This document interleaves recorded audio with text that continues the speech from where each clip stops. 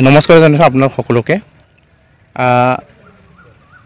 যোৱাকালি আমাৰ ভেৰগাঁও সমষ্টিৰ অন্তৰ্গত ডিমাকুচি আমাৰ যিটো সত্ৰ আছে, এই সত্ৰত আমাৰ BPF দলৰ হাগ্ৰামা ডাঙৰীয়া উপস্থিতিত তেওঁলোকৰ মানে এটা জইনিং এটা প্ৰগ্ৰাম লৈছিলে। এই জইনিং প্ৰগ্ৰামত আমি গম পাইছোঁ তেওঁলোকৰ যিটো ভাষ্য আৰু তেওঁলোকৰ জইনিঙৰ সময়ত যিটো এটা তেওঁলোকৰ এনাউন্স, এই এনাউন্সটো একেবাৰে আমি গোটেইখিনি আমি তথ্য লৈছোঁ যে প্ৰতিটো প্ৰাইমাৰীৰ পৰা কমেও আমাৰ ভেৰগাঁও সমষ্টিত 14টা আমাৰ প্ৰাইমাৰী আছে।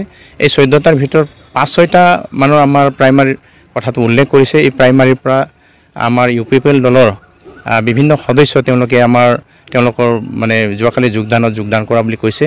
এইটো একেবাৰে অসত্য। আমি গোটেইখিনি তথ্য আমাৰ হাতত আছে আৰু তেওঁলোকে যিখিনি যোগদান কৰিছে তেওঁলোকৰ পৰিয়ালকে লৈ আহি পেলাই তেওঁলোকে যোগদান কৰিছে আৰু এনে ধৰণৰ মানে বিভ্ৰান্তিমূলক কিছুমান মানে তথ্যৰে তেওঁলোকে যোৱাকালি যিটো মানে যোগদান কৰিছে, এই যোগদান কাৰ্যসূচীটো কৰিছে। আৰু তাৰ উপৰি আপোনাৰ আমাৰ হাগ্ৰামা ডাঙৰীয়াই কৈছে বোলে যে আমাৰ ছেপ্টেম্বৰ মাহৰ পিছত আমাৰ যিটো ইলেকশ্যন হ'ব, ছেপ্টেম্বৰ যিটো ইলেকশ্যন হ'ব, এই ইলেকশ্যনৰ পিছত আমাৰ BPF দলে আমাৰ চৰকাৰ গঠন কৰিব বুলি কৈছে। আৰু তেওঁতো প্ৰথমৰ পৰাই কৈ আহিছে আমাৰ 2020 চনৰ যিটো ইলেকশ্যন হৈ গ'ল, এই ইলেকশ্যনৰ সময়তো তেখেতে কৈ আহিছে যে আমি 2 মাহৰ পিছত বা এমাহৰ পিছত আমাৰ তেখেতসকলৰ চৰকাৰ ভাঙিব, আমি পুনৰ চৰকাৰটো গঠন কৰিম। কিন্তু আজি তাৰিখলৈকে আমাৰ প্ৰমোদ বড়ো ডাঙৰীয়াৰ নেতৃত্বত যি চৰকাৰ পৰিচালিত হৈ আছে, একদম শান্তিপূৰ্ণভাৱে পৰিচালিত হৈ আছে। আমাৰ মিত্ৰজোঁটৰ যিটো চৰকাৰ, এই চৰকাৰখন খুব সুন্দৰভাৱে চলি আছে আৰু তাত আমাৰ কোনো ধৰণৰ বিভ্ৰান্তি হোৱা নাই বা কোনো ধৰণৰ আমাৰ বাদানুবাদ হোৱা নাই। আৰু এই ক্ষেত্ৰত মই ক'ব বিচাৰিছোঁ আমাৰ হাগ্ৰামা মহিলাৰ এই ডাঙৰীয়াক, তেখেতে হয়তো আজি যিটো এটা আমাৰ তেখেতসকলৰ যিটো পৰিয়াল, মানে যিসকল মানে বাঘা নেতা, যিসকল শীৰ্ষ নেতা, তেওঁলোকৰ শীৰ্ষ নেতাবিলাক আজিৰ তাৰিখত আমাৰ UPPL দলত যোগদান কৰাত তেওঁ হয়তো হতাশাগ্ৰস্ত হৈছে। আৰু সেই হতাশাগ্ৰস্ত হোৱা হেতুকে তেখেতে মাজে সময় তেনেধৰণৰ মানে এই ৰাজহুৱা বা তেনেধৰণৰ জইনিং প্ৰগ্ৰামত তেখেতে মানে বিভ্ৰান্তিমূলক মানে ভাষ্যবিলাক কৈ থাকে। গতিকে মই আশা ৰাখিছোঁ আমাৰ UPPL দলৰ যিসকল আমাৰ নেতা কৰ্মীসকল আছে আৰু আমাৰ যিমানবোৰ আমাৰ কৰ্মীকৰ্তাসকল আছে, তেখেতসকলে কোনো ধৰণৰ এই ক্ষেত্ৰত বিভ্ৰান্তি হ'ব নালাগে। আৰু আমি স্পষ্ট ক'ব বিচাৰিছোঁ যে আমাৰ UPPL দলৰ ফালৰ পৰা কোনো এজন ব্যক্তি, কোনো এজন সদস্যই আজি তাৰিখলৈকে মানে তেওঁলোকৰ ওচৰত শৰণাগত হোৱা নাই বা যোগদান কৰা নাই। বৰঞ্চ তেওঁলোকৰ পৰিয়ালৰ পৰা, অৰ্থাৎ BPF পৰিয়ালৰ পৰা বিভিন্ন মানে দিশৰ পৰা ইউথে হওক, ওমেনে হওক, আমাৰ মানে বিভিন্ন বিশিষ্ট তেওঁলোকৰ নেতাই হওক, তেখেতসকলে আমাৰ মাজত যোগদান মানে কৰি আছে। আমাৰ সমষ্টিত বিশেষভাৱে আমাৰ দাৱইচা বড়ো ডাঙৰীয়াৰ নেতৃত্বত বা আমাৰ ব্লকৰ নেতৃত্ব বা জিলাৰ নেতৃত্বত আমাৰ খুব সুন্দৰকৈ জইনিংবিলাক হৈ আছে আজিৰ তাৰিখত।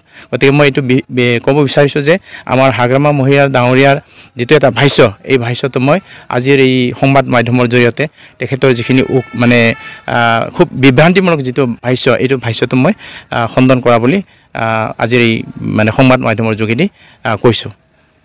আৰু এটা কথা ক'ব বিচাৰিছোঁ, যোৱাকালি যিটো জইনিঙৰ সময়ত তেখেতৰ যিটো ভাষ্য, এই ভাষ্যত আমাৰ BTCৰ চিফ সন্মানীয় প্ৰমোদ বড়ো ডাঙৰীয়াক মানে তেখেতৰ চৰকাৰখনে মানে আমাৰ যিটো মদৰ দোকান, এই মদৰ দোকানটো মানে তেওঁলোকে লাইচেঞ্চ দিছে, বিভিন্ন ধৰণৰ দোকান পোহৰ মেলাৰ কাৰণে তেওঁলোকে সুযোগটো দিছে। এই কথাটো আজিৰ তাৰিখত মই এইটো ক'ব বিচাৰিছোঁ, তেওঁ কোনটো মানে হেৰিত দিব পাৰে, তেওঁ তথ্য সহকাৰে আমাক মই চেলেঞ্জ কৰিছোঁ বা আমি চেলেঞ্জ কৰোঁ আমাৰ UPPL দলে যে তেখেতে কোনটো দোকান লাইচেঞ্চ দিছে আমাৰ প্ৰমোদ বড়ো ছাৰৰ চৰকাৰখনে, ক'ত তেনেকৈ তথ্য যদি তেওঁ দিব পাৰে, মই তেখেতৰ যি কথা, এই কথাটো মই মানি ল'ম।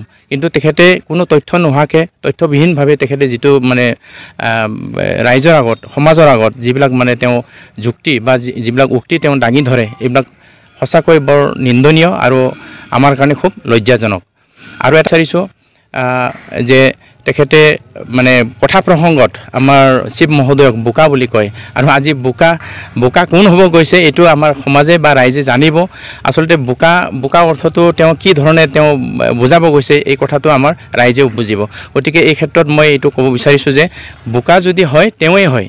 আৰু যিটো বোকাই মানে যিটো মানে ৰাজনীতিত মানে তেওঁৰ যিটো এটা চিন্তা, এই চিন্তাই আজি তেখেতক মানে মানে খুব এটা মানে দুৰ্বল কৰি তুলিছে তাৰে এটা প্ৰমাণ কথা ক'ব বিচাৰিছোঁ যে আমাৰ চেণ্ট্ৰেলৰ এগৰাকী BPF দলৰ ছেক্ৰেটাৰী ওৱান অফ ছেক্ৰেটাৰী মাননীয় তেখেত অঞ্জলি দৈমাৰী তেখেত আজি BPF দলৰ পৰা পদত্যাগ কৰিছে এই কথাও আমি এইটোকে বুজাব বিচাৰিছোঁ যে তেওঁৰ যিটো স্থায়িত্ব তেওঁৰ চৰকাৰৰ বা তেওঁৰ যিটো দলৰ যিটো শক্তি এই শক্তি যে অৱনমিত হৈ আছে ডেইলি বা সদায় যে অৱনমিত হৈ আছে এইটোৱে প্ৰমাণ গতিকে তেওঁলোকৰ যিবিলাক মানে শীৰ্ষ নেতৃত্ব বা নেতাসকল আছিল আজিৰ তাৰিখত ক'ব গ'লে মানে তেওঁলোকৰ মানে যিটো এটা টিম এই টিমটো আজি ভাঙি চুৰমাৰ হ'বলৈ গৈ আছে